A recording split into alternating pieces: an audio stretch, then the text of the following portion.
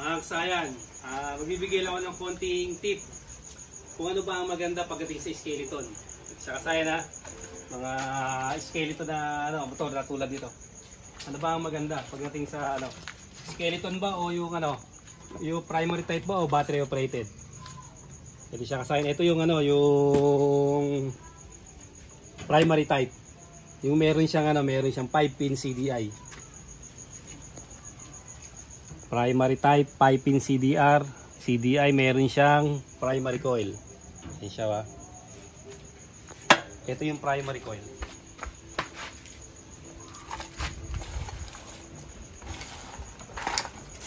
Ating primary coil. Ito siya. Siya kasaya ito nagpapatakbo sa kanya. Primary coil at saka yung pulser. Ito yung primary coil at yung pulser. Ito naman yung battery operated, yung nandito sa kabila. Ito naman yung battery operated, ang nagpapatakbo naman sa kanya pulser at saka yung yung 12 volts. DC 12 volts ito. Ito yung pulser ang full wave charger, yung para dito yan. Kung magano kayo ng motor skeleton lang, kasayan, kung ito ang gagamitin nyo, battery operated, tingnan nyo to kailangan nyo pa nito. Kailangan nyo pa ng charger. Ngayon kasayan, pagka mahina yung charger nyo, ang magiging takbo ng motor nyo, pupugak-pugak.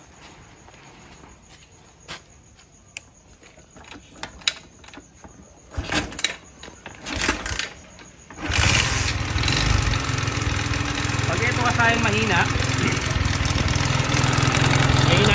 yung charger nyo na ginamit, pupugak-pugak siya. Okay din siya kahit walang battery.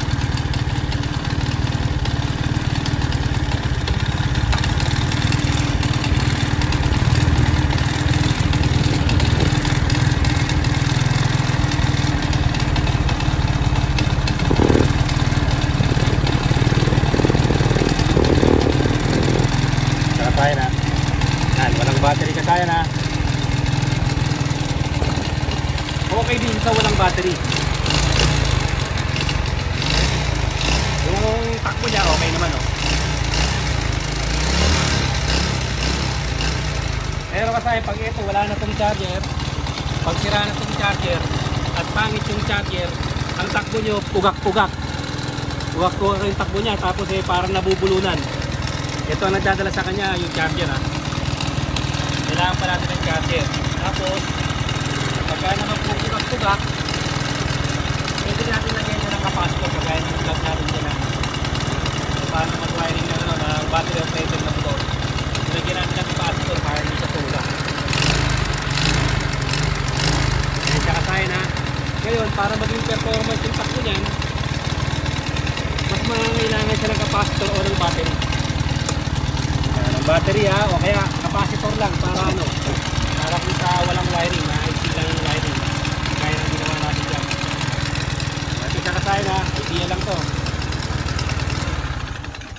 Pag dito kasayan, ang kagandahan ng primary type, ito yun primary type, ito nga yung magpapatakbo sa kanya. Etong isa na to, manggagaling dito yung 12 volts manggagaling dyan yung 12 volts. Pagka mahina yung sinupplay nito, putol-putol ang takbo, pugak-pugak. Yan. Tapos ito, normal ang takbo nito. Kasi ito ang nagpapatakbo sa kanya, itong primary coil at saka itong pulser.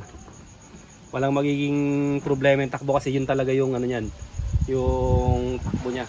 Kahit walang battery yan, kahit walang hindi na kailangan ng mga ilaw-ilaw, tatakbo siya. Ito siya 5-pin CDI, basta may ignition coil, CDI, tsaka stator, okay na. Kaya kung binabalak mo na binabalak mo na skeleton, hindi na kailangan, mas matipid, mas matipid ng gastos, wala nang battery, wala nang kung gusto mo lang din ng walang ilaw-ilaw. Ayaw na.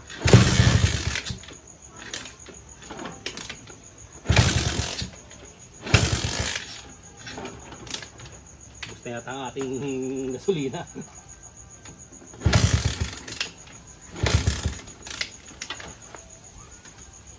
Yun, nakadikit ang ating pulser. Yung ano,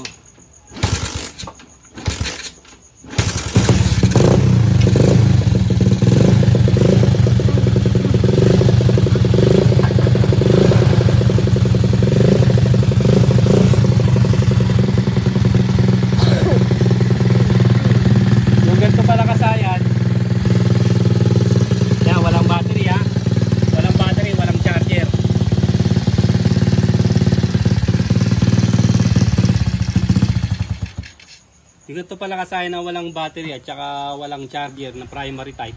Hindi nyo pala ito pwedeng i-full wave. Kasi kasayan na ginawa ko dito, pinull wave ko to. Pinag-practicean ko siyang i-full wave, tapos hindi na siya umandar. Hindi pala siya pwede ng ano. Kasi pagka na-full wave na siya, magiging battery operated na siya. Hindi siya umandar, kaya binalik ko ulit siya sa ano, sa primary type. Tinanggal ko sa pagkaka-full wave kasi umandar na uli. Kaya hindi pwede siya ng ano, maging full wave. Ito, katagaya nito, full wave to. Yan, primary type. Ito yung nagpapandar sa kanya at saka yung ano. Yan, kaya sana makako kayo ng konting idea kung paano yung ano, kung ano yung mas maganda, kung skeleton lang naman na pang service lang.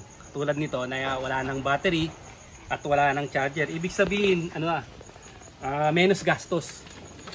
Menos gastos na siya. Simpleng ano lang siya, konting gastos, wala ng gas.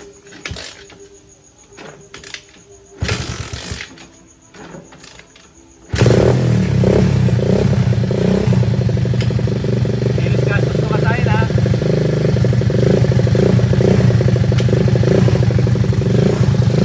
Ito, may charger to.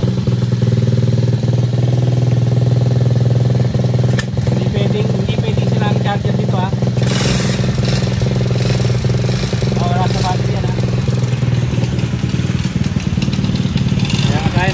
Nakatanggal sa battery. Ang nagpapatakbo lang sa kanya, ito lang ano, ito lang regulator dyan. Tapos 4-pin CDI.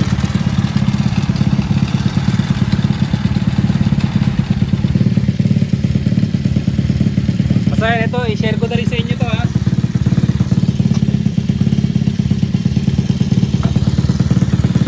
Share ko na rin sa inyo na ano, nasira yung ano natin, voltmeter. Kasi yan, hindi pwede na wala siyang ano, wala siyang masasagap na voltahe. Pag wala siyang nasasagap na voltahe, nasisira siya. Kailangan may masagap siya na ano, may masagap siya na volt. Nasira kanina, buhay ang kasayan. Nasira lang yan, tinanggal namin yung battery. Tinesting ko, saglit lang naman ako, baka hindi masira. Yung pala, natuluyan, nasira siya. Kaya kasayan na, kayo na bahala pumili kung ano gusto nyo, kung mag-i-skeleton kayo. Siyempre para sa akin matipid yung primary type. Pero kung sa mga pailaw naman kasayan, mas maganda ang battery